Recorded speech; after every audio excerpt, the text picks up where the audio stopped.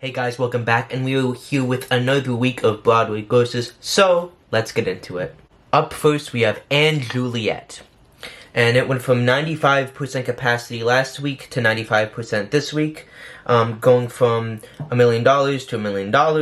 Not doing terrible, but it is declining a little bit compared to how it was doing in January and in February and all that stuff. So again, & Juliet, not doing bad at all, but again, it is slightly declining, but again, it's still making plenty enough money, and I think it will succeed as the summer continues, but the average ticket price has continued to go down throughout the weeks of May and April. A Beautiful Noise went from 75% last week to 75% this week, and the gross was $969,330 this week, which was down from last week's $1 million.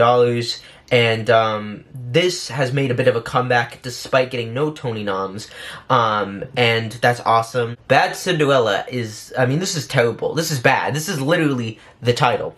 It went from 65% to 53% this week, going from $514,980 to $326,303.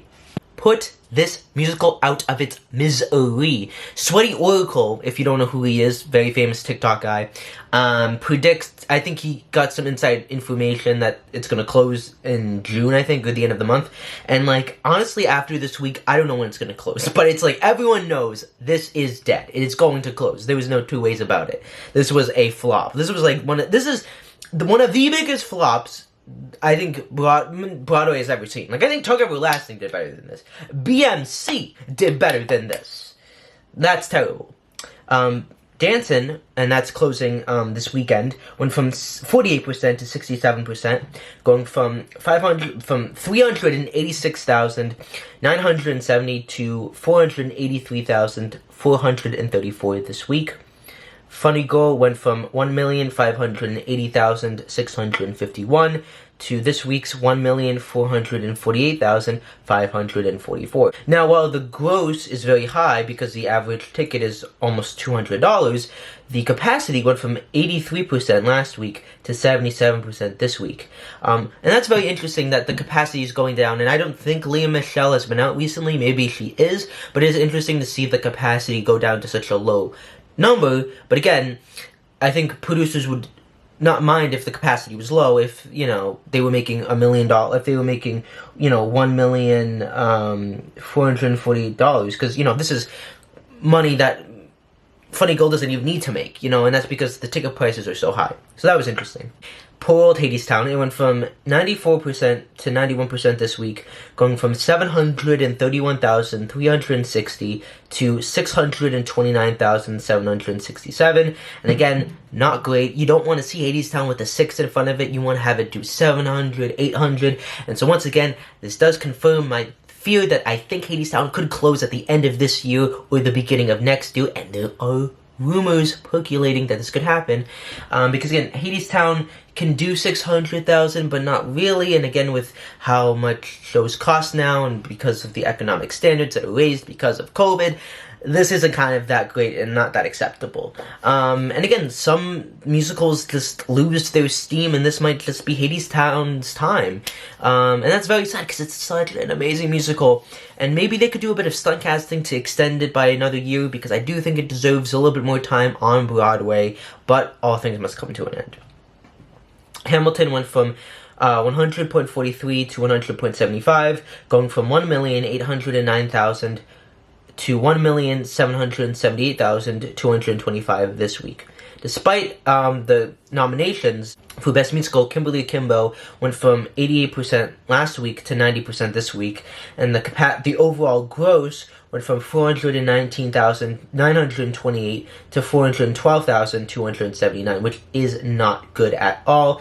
And again, I'm really questioning, you know, how long can Kimberly Akimbo last? I mean, Strange Loop was doing better than Kimberly Akimbo at certain points. Like, Strange Loop never went to 400,000 except when they had to cancel performances, and it's so sad because this musical deserves all the awards, all the attention. It should be doing more money, and it's just like, It better win Best Musical, because if it don't win Best Musical, it will close in a week after the Tonys. And even with that Tony Award for Best Musical, I only see it maybe getting to like 600, 700, and like, I feel like this show is definitely going to close in the same way that Strange Loop did, which is very sad that these very beautiful, authentic pieces of art are getting ridden over because of jukebox musicals. But yet again, that's what's safe, that's what people want to put their money into, and they know they're gonna get bang for their buck. And also, Kimberly Akimbo is a bit cutesy, it's a bit small, and it's not what maybe the tourists and your kind of casual theater goers want. I do admit, like, with Kimberly Akimbo, it does sound a bit generic, like, the music, and I wasn't wanting to see it, but then I saw it, and I was like, oh my god, this is amazing. And I think that's because the best part of Kimberly Akimbo is the book, but you need to see the musical, and the music on its own doesn't do it justice. Moulin Rouge went from 98% last week to 97% this week, going from 1,374,578 to 1,250,852, so doing very solid. New York, despite the terrible reviews, went from 96% to 83%, but the average ticket went up from $70 to $90, so it went from 943,394 last week to $1 million this week. And despite this having a lot of haters, it's doing exceptionally well. This is the best performing new musical of this season. Again, I think its steam will kind of fizzle out once we get into the fall, and it will close in January because it's a very expensive show to run. But if you're a producer or an investor of this musical, you kind of are breathing a sigh of relief. And it's very interesting that the really poor reviews did not affect the show this much. But again, it's probably running off of New York pride and the Tony nominations as well. And I don't know if word of mouth has spread that this musical is kind of boring.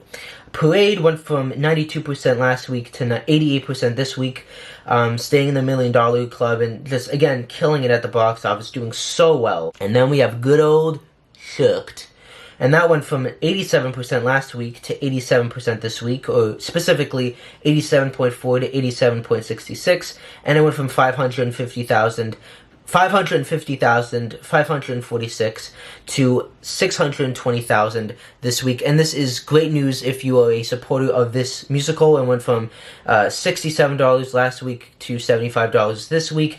And this is definitely the kind of, it's a little bit too late, but again, I think the nominations and them being on the Today Show and putting out the cast album definitely boosted Shucked's chances commercially. And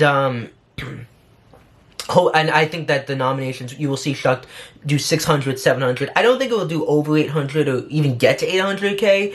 And I think, obviously, I don't think it's going to win any major awards, but I think this could stick it out until January. Again, I don't think it's going to be here this time next year. I don't know if that's really something that most people could not see as a reality. And again, it's not doing well per se. Like, this is definitely not, it should be doing $720,000 this week instead of $620,000. But it is a step in the right direction, and it definitely is, you know, it's good. It's good. It's just barely hanging on, but it's, as opposed to where it was last week, where it's like, if this does any lower, we're in big trouble. Again, I listened to the album of Shucked.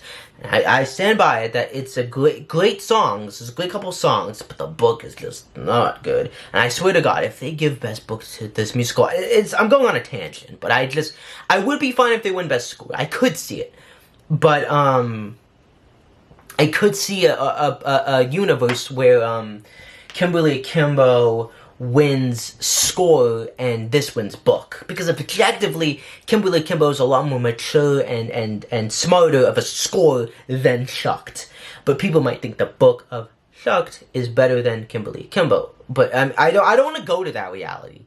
But anyways, 6 is doing surprisingly pretty poor. I mean, it's not doing poor, but it's declining pretty significantly. So it went from 89% last week to 83% this week, going from $946,237 to 853,369. So I do wonder why that's declining. Some Like It Hot went from 67% to 72%, going from 760,745 to 876,193. And obviously, it's the most Tony-nominated show of the season. I think it could reach to the $901 million range, but it will be interesting to see how this does post-Tonys. I think it could close in the fall. I think that could be, because they've lost a lot of money with this.